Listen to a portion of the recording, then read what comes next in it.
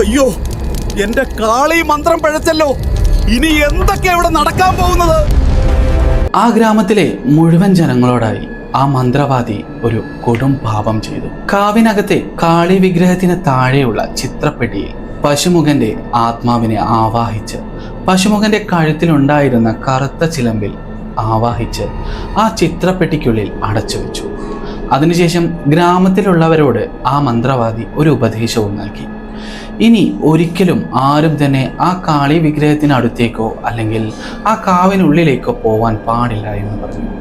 അതിന് ഗ്രാമവാസികൾ കാരണം തിരക്കിയപ്പോൾ അദ്ദേഹം പറഞ്ഞത്, കാവിനകത്തെ കാളി ദുഷ്ടശക്തിയായി മാറിയിരിക്കുന്നു. ആരെങ്കിലും അങ്ങോട്ട് ചെന്നു കഴിഞ്ഞാൽ അവർ ഉറപ്പായും മരണപ്പെടുമെന്നായിരുന്നു. തൻ്റെ ജീവനെ ഭയന്ന് ആ ഗ്രാമത്തിലെ ഒരു വിശ്വാസി പോലും ആ കാവിനകത്തേക്ക് പിന്നീട് പോയിട്ടില്ല. എന്നാൽ ഇന്നെങ്കിലും ആ ഒരു ചിലമ്പിന് അനക്കം സംഭവിച്ചു കഴിഞ്ഞാൽ ആ പശുമുഖൻ പിന്നെയും ഉയർത്തെഴുന്നേൽക്കുമായിരുന്നു. ആ ഒരു കള്ളമായിരുന്നു ആ മന്ത്രവാദി ആ ഗ്രാമത്തിലുള്ളവരോട് മറച്ചു വെച്ചത്. വിചിത്രമായ പശുമുഖന്റെ കഥ കേൾക്കാം. പശുവിൻ്റെ തലയും മനുഷ്യന്റെ ഉടലുമുള്ള ഈ ഒരു സത്വത്തിന്റെ കഥ മുഴുവനായി നമുക്ക് കേൾക്കാം. മരിച്ചിട്ടും കാത്തിരിക്കുന്നവരുടെ കഥകൾ കേൾക്കാൻ നിങ്ങൾക്ക് ഇഷ്ടമാണെങ്കിൽ ഈ ചാനൽ സബ്സ്ക്രൈബ് ചെയ്ത് കൂടെ കൂടാവുന്നതാണ്.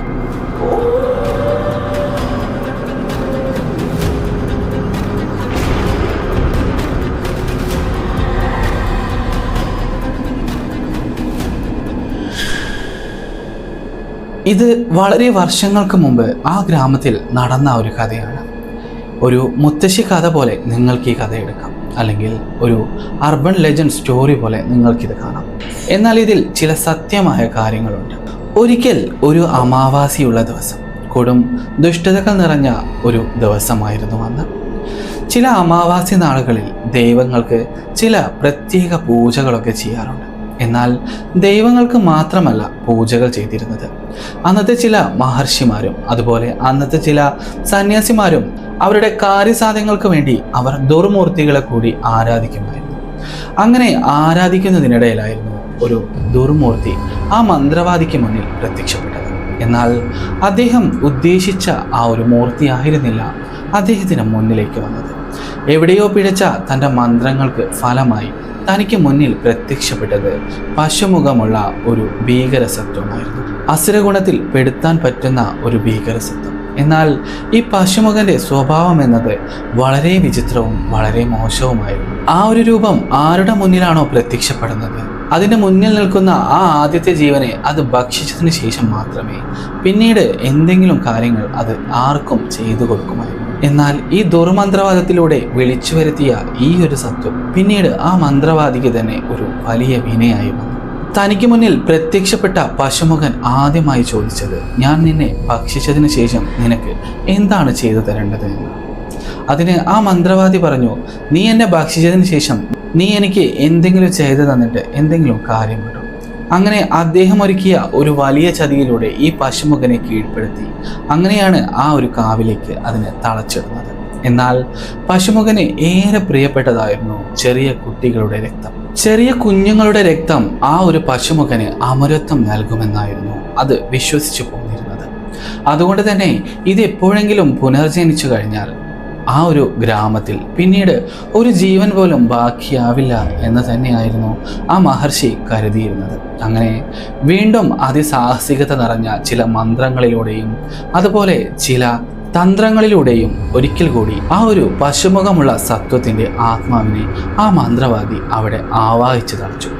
അതിനുശേഷം അതിൻ്റെ കഴുത്തിലെ കറുത്ത ചിലമ്പ് ആ ഒരു ചിത്രപ്പെട്ടിയിൽ അടച്ചു വെച്ചു. അതിനുശേഷം ആ കാവ് വളരെ സുരക്ഷിതമായി ബന്ധിച്ച് ആ ഗ്രാമവാസികൾക്കിടയിൽ ചെന്ന് അദ്ദേഹം പറഞ്ഞ ഒരു വലിയ കള്ളമായിരുന്നു അത്. കാലങ്ങൾ ഒരുപാട് മുന്നോട്ട് പോയി. ഗ്രാമങ്ങളും കാവുകളും കുളങ്ങളും അതുപോലെ ഉള്ള എല്ലാ കാര്യങ്ങളും ഇന്ന് മാറി തുടങ്ങി. അങ്ങനെയാണ് ഈ ഒരു കഥ എവിടെയോ കേട്ടറിഞ്ഞ ചില സുഹൃത്തുക്കൾ ആ കാവിനെക്കുറിച്ചും അതുപോലെ ആ ചിത്രപ്പെട്ടിയിലെ ചിലമ്പിനെ കുറിച്ചും കേട്ടറിഞ്ഞ് അങ്ങോട്ട് എത്തുന്നത്. എന്നാൽ ഒരിക്കലും ആ ഒരു ചിലമ്പ് സ്ഥാനമാറ്റം സംഭവിക്കാനോ അതിന് അനക്കം സംഭവിക്കാനോ പാടുണ്ടായിരുന്നില്ല. എന്നാൽ ഇതൊന്നും വിശ്വസിക്കാത്ത ഈ കാലഘട്ടത്തിലെ ചില കോളേജ് വിദ്യാർത്ഥികളായിരുന്നു അന്ന് ആ ഗ്രാമത്തിലെ ആ കാവിലേക്ക് വന്നിരുന്നത്. ഈ സോഷ്യൽ വർക്ക് അതുപോലെ കാട് നശിക്കാതിരിക്കാനുള്ള ചില ദൗത്യങ്ങളൊക്കെ ഏറ്റെടുത്തായിരുന്നു ഈ സുഹൃത്തുക്കൾ അന്ന് ആ ഒരു കാവിലേക്ക് വന്നിരുന്നത്. അങ്ങനെ നിൽക്കുമ്പോഴായിരുന്നു അതിൽ അഭിരാമി എന്ന് പറഞ്ഞ ഒരു വിദ്യാർത്ഥി പറഞ്ഞത്, എൻ്റെ മുത്തശ്ശൻ പണ്ട് പറഞ്ഞു കേട്ടിട്ടുണ്ട് ഇവിടെ ഒരു വിചിത്രമായ ചിലമ്പുണ്ട് എന്നും മനോഹരമായ ഒരു ചിത്രപ്പെട്ടിയിൽ അടച്ചു വച്ചിരിക്കുകയാണെന്നും പറഞ്ഞു കേട്ടിട്ടുണ്ട്. ഇന്നത്തെ മൂല്യമനുസരിച്ച് ആ ചിലമ്പിന് നല്ല വില ലഭിക്കുമായിരിക്കും എന്ന് അഭിരാമി തമാശയ്ക്കായി സുഹൃത്തുക്കളോട് പറഞ്ഞു.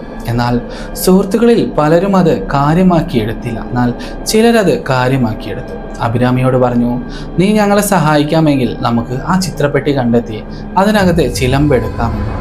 അങ്ങനെ അഭിരാമി പറഞ്ഞു, എൻ്റെ മുത്തശ്ശൻ പറഞ്ഞു കേട്ട കഥയാണ്, എനിക്കിവിടെ എത്രത്തോളം അത് സത്യമാണെന്ന് അറിയില്ല. നമുക്കാദ്യം ആ കാവ് കണ്ടുപിടിക്കേണ്ടിയിരിക്കുന്നു. ആ കാവിനകത്ത് ഒരു കാളി വിഗ്രഹമുണ്ട് എന്ന് പറഞ്ഞു കേട്ടിട്ടുണ്ട്. അതുകൊണ്ട് തന്നെ നമുക്കത് കണ്ടെത്തിയാൽ ആ ചിത്രപ്പെട്ടി കണ്ടെത്താനും വളരെ എളുപ്പമായിരിക്കും എന്ന് കൂടി അഭിരാമി പറഞ്ഞു. അങ്ങനെ സുഹൃത്തുക്കളിൽ പലരും ആ ഒരു വനത്തിൽ പല ജോലികളിലും ഏർപ്പെട്ടിരിക്കുമ്പോൾ അഭിരാമിയും ചില സുഹൃത്തുക്കളും ആ ഒരു കാളി വിഗ്രഹത്തെയും ആ കാവിനെയും തേടി നടന്നുകൊണ്ടേയിരുന്നു. നൂറ്റാണ്ടുകൾക്ക് മുന്നേ നടന്ന കാര്യങ്ങളായതുകൊണ്ട് തന്നെ ഇന്ന് ആ കാവും ആ ഒരു ഭാഗങ്ങളെല്ലാം കാട് മൂടി കിടക്കുന്നത് തന്നെയായിരിക്കും. അങ്ങനെ അത് അവർക്കത്ര എളുപ്പമായിരുന്നില്ല അത് കണ്ടുപിടിക്കാൻ. എങ്ങനെയൊക്കെയോ തട്ടിത്തകഞ്ഞ് അവരെല്ലാവരും അവിടെയുള്ള എല്ലാ ഭാഗങ്ങളിലും തിരഞ്ഞു നടന്നപ്പോൾ അവർക്ക് ഒടുവിൽ ആ ഒരു ഭാഗത്തെ കണ്ടെത്താൻ സാധിച്ചു. അവർ കണ്ണിറയെ ആ ഒരു കാഴ്ച കണ്ടു. ഒരു കാളി വിഗ്രഹം അത് അഴുകിപ്പോയിരിക്കുന്നു. ആ വിഗ്രഹത്തിൻ്റെ എല്ലാ ഭാഗങ്ങളിലും ചളി പുരണ്ടിരിക്കുന്നു, പായലും പൂപ്പലും നിറഞ്ഞതുപോലെ. അതിന് തൊട്ട് താഴെയായിരുന്നു ആ ചിത്രപ്പെട്ടി നിലനിൽക്കുന്നത്, ഒരു ഇരുമ്പ് കൊണ്ട് തീർത്ത ഒരു ചിത്രപ്പെട്ടി. എന്നാൽ ആ ചിത്രപ്പെട്ടി ആർക്കും തുറക്കാൻ സാധിച്ചില്ല. ആ സമയത്തായിരുന്നു അവരുടെ ചീഫായിരുന്ന ഒരു അധ്യാപകൻ അവരെ പിന്നിലേക്ക് വിളിച്ചത്. എന്നിട്ട് പറഞ്ഞു, ഇവിടെ ഇനി അധിക സമയം നിൽക്കുന്നത് ശരിയല്ല, ഏകദേശം ഇരുട്ടാറായിട്ടുണ്ട്, നമുക്ക് വീണ്ടും പോയി അടുത്ത ദിവസം തിരിച്ചു വരാമെന്ന് പറഞ്ഞ് അഭിരാമിയെയും സുഹൃത്തുക്കളെയും അവിടെ നിന്നും കൊണ്ടുപോയി. അഭിരാമിക്കും സുഹൃത്തുക്കൾക്കും മനസ്സിൽ ആ ഒരു ചിന്ത മാത്രമായിരുന്നില്ല. അവരുടെ മനസ്സിൽ മുഴുവൻ ആ ഒരു ഇരുമ്പ് ചിത്രപ്പെട്ടിയും ആ ഒരു കാളി വിഗ്രഹവും അതുപോലെ പെട്ടിക്കുള്ളിൽ അടച്ചു വെച്ച ആ ഒരു കറുത്ത ചിലമ്പുമായിരുന്നു. അന്നത്തെ രാത്രി അവർ റൂമിലെത്തിയതിനു ശേഷം ആദ്യം അഭിരാമി തൻ്റെ മുത്തച്ഛനെ ഫോൺ ചെയ്ത് ചോദിച്ചു. മുത്തശ്ശനോട് ആ ഒരു ചിത്രപ്പെട്ടിയെക്കുറിച്ച് ചോദിച്ചു. പണ്ട് എന്നോട് മുത്തശ്ശൻ പറഞ്ഞു തന്ന ഒരു കഥയുണ്ടായിരുന്നില്ലേ, ആ ഒരു വനത്തിലെ കാളിക്ഷേത്രത്തിനകത്തെ ചിത്രപ്പെട്ടിയിലെ ആ ഒരു വിചിത്രമായ ചിലമ്പിനെ കുറിച്ച്. മുത്തശ്ശൻ അത് ഓർത്ത് പറഞ്ഞു, ഞാൻ നിന്നോട് പറഞ്ഞിട്ടുണ്ട്, എന്നാൽ അത് തേടി നീ ഒരിക്കലും ആ കാട്ടിലേക്ക് പോകരുതെന്നും ആ കാവിനകത്തേക്ക് ഒരിക്കലും കയറരുത് എന്നും ആ ഒരു മുത്തശ്ശൻ പറഞ്ഞു. അതിന് അഭിരാമി ചോദിച്ചു, മുത്തശ്ശൻ പറഞ്ഞതുപോലെ ഈ പശുമുഖമുള്ള ആ ഒരു ദുഷ്ടാത്മാവ് വീണ്ടും പുനർജനിച്ചാൽ ഉണ്ടാവാൻ പോകുന്ന കാര്യങ്ങളെക്കുറിച്ച് മുത്തശ്ശനോട് അഭിരാമി വളരെ ആവേശത്തിൽ ചോദിച്ചു. മുത്തശ്ശൻ അതിന് മറുപടി പറയുന്ന സമയത്ത് അഭിരാമി മൊബൈൽ ഫോണിൻ്റെ ലൗഡ് സ്പീക്കർ ഓണാക്കി വെച്ചിരുന്നു, മറ്റ് സുഹൃത്തുക്കളും കൂടി അത് കേൾക്കാൻ വേണ്ടി. അങ്ങനെ മുത്തശ്ശൻ പറഞ്ഞ ഒരു കഥയായിരുന്നു അത്. ഈ പശുമുഖൻ എന്ന ഈ അസുരഗുണത്തിൽ പെട്ടുന്ന ഈ ഒരു അസുരൻ ഒരു ഭീകര സത്വം തന്നെയാണ്. അതിനെ കണ്ടു കഴിഞ്ഞാൽ തന്നെ നമുക്ക് വളരെയധികം ഭയം തോന്നുന്ന ഒരു രൂപം തന്നെയായിരുന്നു അതിന്. അതൊരു പക്ഷേ പുനർജനിച്ചു കഴിഞ്ഞാൽ അന്നത്തെ കാലത്ത് അത് മനുഷ്യരെ എല്ലാവരെയും കൊന്ന് അവരുടെ മാംസവും രക്തവും കുടിക്കുമായിരുന്നു എന്നാണ് കേട്ടിട്ടുള്ളത്. എന്നാൽ ഈ ഒരു കാലഘട്ടത്ത് ആ ഒരു രൂപം പുനർജനിച്ചു കഴിഞ്ഞാൽ അത് പക്ഷേ നിനക്കും നിന്റെ കുടുംബത്തിനും അതുപോലെ നിനക്ക് ചുറ്റുമുള്ള എല്ലാവർക്കും അത് ദോഷം ചെയ്യും തന്നെയായിരുന്നു മുത്തശ്ശൻ പറഞ്ഞത്. എന്നാൽ ഈ കാര്യങ്ങളൊന്നും വകവയ്ക്കാതെ അന്ന് രാത്രി അഭിരാമിയും സുഹൃത്തുക്കളും ആ ഒരു പശുമുഖനെ തിരഞ്ഞ് അല്ലെങ്കിൽ ആ ഒരു ചിത്രപ്പെട്ടിക്കരികിലേക്ക് നടന്നുപോയി. വളരെ രാത്രി ആയിരുന്നിട്ടും അവർ ധൈര്യം സംഭരിച്ച് ആ ഒരു കാവിനകത്തെ ആ ചിത്രപ്പെട്ടിക്കരികിലേക്ക് നടന്നു. അങ്ങനെ അവർ 3 പേരും ആ ഒരു ചിത്രപ്പെട്ടിക്കരികിലെത്തി. പലപ്പോഴായി പല പ്രാവശ്യമായി അവർ അത് ഇളക്കാൻ നോക്കി, എന്നാൽ അവർക്കത് ഇളക്കാൻ സാധിക്കുന്നേ ഉണ്ടായിരുന്നില്ല. അങ്ങനെയാണ് കഴിഞ്ഞ ദിവസം അവർ കാട് വൃത്തിയാക്കാൻ കൊണ്ടുവന്ന ചില വസ്തുക്കൾ ആ ഒരു കാടിന്റെ മൂലയിൽ വെച്ചത് അവർക്ക് ഓർമ്മയിൽ വന്നത്. അതിൽ അവർ എടുത്തു വെച്ച ഒരു ഇരുമ്പ് പാര കൊണ്ട് അതിശക്തമായി ആ ചിത്രപ്പെട്ടി ഇളക്കാൻ ശ്രമിച്ചു. അങ്ങനെ ആ ചിത്രപ്പെട്ടി ഇളകി അത് താഴെ പോയി. എന്നിട്ട് ഉടനെ തന്നെ അത് എങ്ങനെയൊക്കെയോ അവർ തകർത്ത് അത് തുറന്നതിന് ശേഷം അതിൽ നിന്നും ആ ഒരു കറുത്ത ചിലമ്പെടുത്ത് അവർ വെറുതെ കുലുക്കി നോക്കി. ആ സമയത്തായിരുന്നു അവിടെ അതിശക്തമായ ഒരു കാറ്റ് ഉത്ഭവിച്ചത്. എന്നാൽ ആ സമയത്ത് അവർക്ക് അല്പം ഭയം തോന്നി എന്നത് സത്യം. അങ്ങനെ നിൽക്കുന്ന സമയത്തായിരുന്നു ആ ഒരു കാളി വിഗ്രഹത്തിന് പുറകിൽ നിന്നും പശു അലറുന്ന പോലെയുള്ള ഒരു ശബ്ദം കേട്ടത്. അവരെല്ലാവരും പല ഭാഗങ്ങളിലേക്കായി തിരിഞ്ഞും മറിഞ്ഞും നോക്കി. എന്നാൽ ആർക്കും തന്നെ ആ ഒരു ശബ്ദം എവിടെ നിന്നാണ് വരുന്നതെന്ന് കാണാൻ സാധിച്ചില്ല. അങ്ങനെ കുറച്ച് സമയം കൂടി മുന്നോട്ട് പോകുന്ന സമയത്തായിരുന്നു ആ ഒരു രൂപം അവർക്ക് മുന്നിൽ മറഞ്ഞു നിന്ന് അവരെ നോക്കുന്നത് കണ്ടത്. പശുവിൻ്റെ മുഖവും മനുഷ്യൻ്റെ ഉടലുമുള്ള ഒരു രൂപം തങ്ങൾക്ക് നേരെ നിൽക്കുന്നു. എന്നാൽ അതിൻ്റെ കഴുത്തിൽ ആ ചിലമ്പുണ്ടായിരുന്നില്ല. പകരം ആ ചിലമ്പ് അഭിരാമിയുടെ കയ്യിലായിരുന്നു. അങ്ങനെ നിൽക്കുമ്പോഴായിരുന്നു ആ പശുമുഖമുള്ള ആ ഒരു ഭീകരസത്വം അഭിരാമിക്ക് മുന്നിലേക്ക് വന്ന് പറഞ്ഞത്, എൻ്റെ ചിലമ്പ് എനിക്ക് തിരികെ നൽകും. ഞാൻ വളരെ നാളായി ഈ ചിത്രപ്പെട്ടിക്കുള്ളിൽ അവശനായി കിടക്കുകയാണ്. നിങ്ങളാണ് എനിക്ക് പുനർജന്മം നൽകിയത്. എന്നാൽ നിങ്ങളോടായി ഞാൻ ഒരു കാര്യം ചോദിക്കാം. വളരെ വർഷങ്ങളായി ഈ ചിത്രപ്പെട്ടിക്കുള്ളിൽ കിടന്നതുകൊണ്ട് തന്നെ എനിക്ക് അമിതമായ വിശപ്പ്. നിങ്ങളിൽ 3 പേരിൽ ഒരാളെ എനിക്ക് ഭക്ഷിക്കാൻ തരികയാണെങ്കിൽ ഞാൻ നിങ്ങളിൽ ബാക്കി 2 പേർക്ക് സകല സൗഭാഗ്യവും നൽകാമെന്ന് ആ ഒരു പശുമുഖൻ അവരോടായി പറഞ്ഞു. എന്നാൽ ഇത് കേട്ട ഉടനെ തന്നെ അവർ 3 പേരും ചിതറി ഓടാൻ തുടങ്ങി. അഭിരാമി തൻ്റെ കയ്യിലെ ചിലമ്പ് എവിടെയും ഉപേക്ഷിക്കാൻ തയ്യാറായില്ല. ആ ചിലമ്പെടുത്ത് അഭിരാമിയും സുഹൃത്തുക്കളും പല വഴിക്കായി ഓടാൻ തുടങ്ങി. എന്നാൽ ഈ 3 പേരും 3 വഴിക്ക് ഓടിയെങ്കിലും ഈ 3 പേർക്ക് മുന്നിലും ആ ഒരു ദുഷ്ടാത്മാവ്, ആ പശുമുഖൻ പ്രത്യക്ഷപ്പെട്ടു എന്നതായിരുന്നു വിചിത്രമായ കാര്യം. ആ പശുമുഖൻ ഓരോരുത്തരെയായി വകവരുത്താൻ ഒരുങ്ങുമ്പോഴായിരുന്നു ആ ഒരു പശുമുഖൻ അവരെ ഓരോരുത്തരെയായി വകവരുത്താൻ ഒരുങ്ങി. എന്നാൽ ആദ്യമായി അഭിരാമിയെ ഭക്ഷിക്കാനായി ആ ഒരു രൂപം അഭിരാമിക്കടുത്ത് ചെന്നപ്പോൾ അഭിരാമിയുടെ കയ്യിലെ ചിലമ്പ് കണ്ട് അത് ആ ഒരു ദൗത്യം അവിടെ ഉപേക്ഷിച്ച് അഭിരാമിയുടെ സുഹൃത്തുക്കളിൽ ഒരാളെ അത് അതിക്രൂരമായി വധിച്ച് പിന്നീട് അഭിരാമിയുടെ സുഹൃത്തിന്റെ ആ ശരീരത്തെ അതിരുചികരമായി അത് ആസ്വദിച്ച് ഭക്ഷിച്ചു. അതിനുശേഷം അഭിരാമിയും തൻ്റെ മറ്റൊരു സുഹൃത്തും അവിടെ നിന്നും രക്ഷപ്പെടാൻ ഒരുങ്ങുമ്പോഴായിരുന്നു അതും സംഭവിച്ചത്. അഭിരാമിയുടെ കയ്യിൽ നിന്നും വീണ ചിലമ്പ് പശുമുഖൻ എടുത്ത് തൻ്റെ കഴുത്തിലിട്ടു. എന്നിട്ട് അതിനുശേഷം ഒരു വലിയ അലർച്ചയോടെ അവിടെ ഒരു വലിയ കൊടുങ്കാറ്റ് ആഞ്ഞടിച്ചു.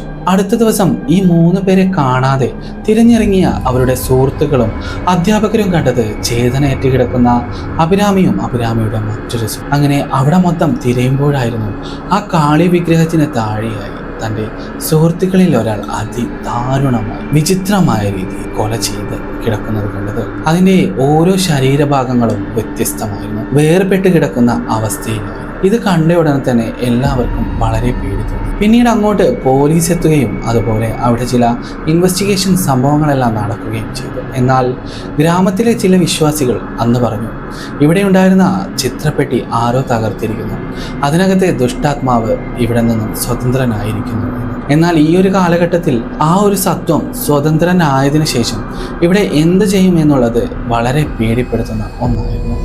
അങ്ങനെയാണ് ആ ഗ്രാമത്തിലെ ചില വിശ്വാസികൾ അന്ന് ഇവിടെ ആവാഹിച്ച് തളച്ച ആ മന്ത്രവാദിയുടെ തലമുറയിൽപ്പെട്ട ഒരാളെ പോയി കാണുന്നത്. അദ്ദേഹം പ്രശ്നപരിഹാരത്തിലൂടെ പറഞ്ഞ കാര്യങ്ങളിൽ ചില സത്യങ്ങളുണ്ടായിരുന്നു. ആ ഒരു പശുമുഖൻ വീണ്ടും പുനർജനിച്ചിരിക്കും. എന്നാൽ ആ പശുമുഖനെ പിന്നീട് അവിടെ ആർക്കും കാണാൻ സാധിച്ചിട്ടില്ല. എന്നാൽ അതിൻ്റെ ശല്യവും ആർക്കും ഉണ്ടായിട്ടില്ല. എന്നാലും ആ ഗ്രാമത്തിലെ ചില വിശ്വാസികൾ അങ്ങനെ വിശ്വസിച്ചു പോന്നു.